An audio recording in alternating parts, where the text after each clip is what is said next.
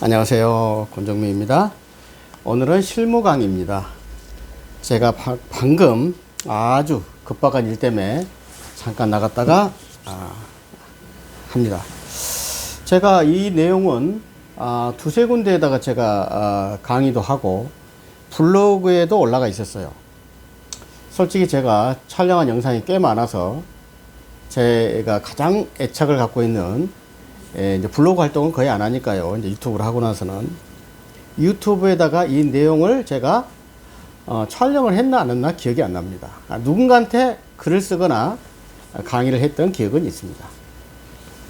뭐 한 번 더 한다고 그래서 법에 저촉되는 것도 아니니까. 대지권 등기입니다. 여러분, 대지권 등기 그러면 무슨 생각이 나십니까? 집합 건물이라는 겁니다. 일반 단독 건물에는 토지 등기부, 건물 등기부가 있는데, 아파트나 빌라는 건물 등기부 하나만 딱 띄면 되죠. 그 속에 토지에 대한 지분이 나와 있는 겁니다. 이 토지에 대한 지분을 대지권이라고 합니다. 그런데 갑자기 무슨 대지권 등기냐? 제가 실무에서 느낀 건데 그걸 처리를 해준 적이 있고요. 이따 또 그걸 말미에 좀 제가 설명을 드리겠습니다만은, 아파트는 그런 게 많이 없는 것 같은데, 특히 제가 빌라를 보면은 뭐 경매물건이나 이런 거에 되면은 건물 등기부 떼요. 근데 거기에 대지권 등기가 없어요. 집합 건물임에도 불구하고. 좀 더 설명할까요, 여러분? 쉽게 얘기해서 집합 건물은 간단히 설명해서 일동 건물 전체에 대한 부동산의 표시, 그 동 전체.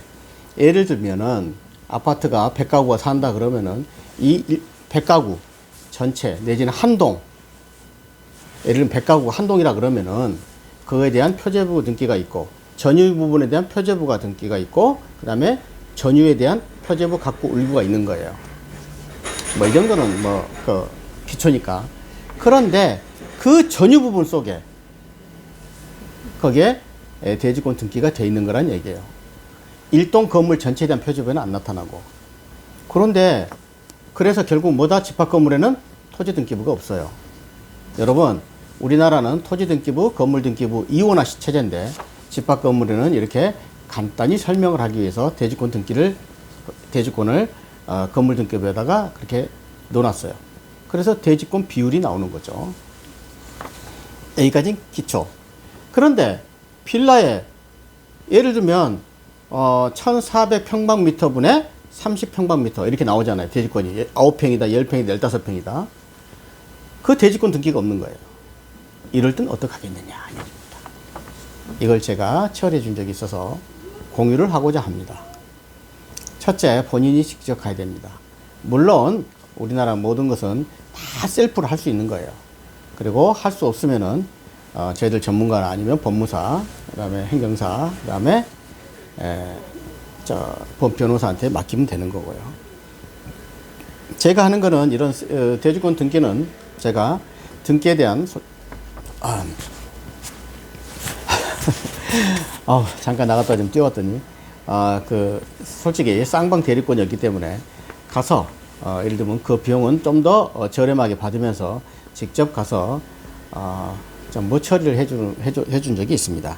첫째, 대지권 등기 하려고 되면 첫째 필요한 거, 여러분들 집에 갖고 있는, 그냥 빌라로 환장하겠습니다. 아파트는 대부분 많이 돼 있으니까.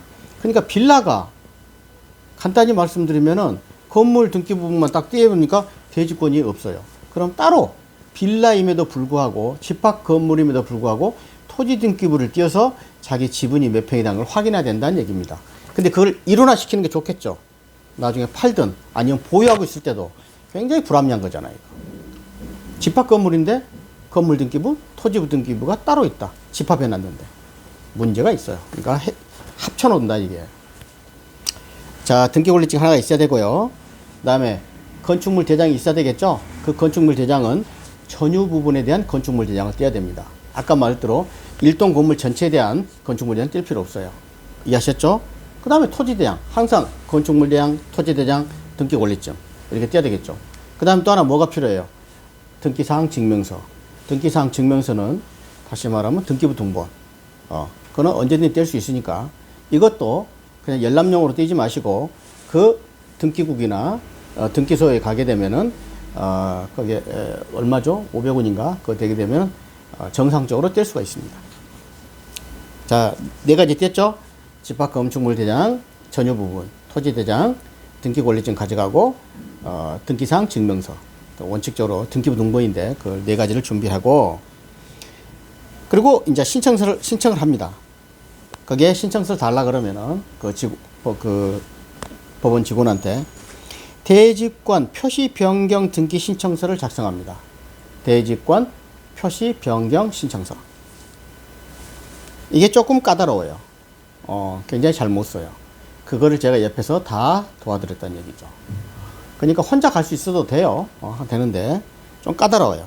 그래서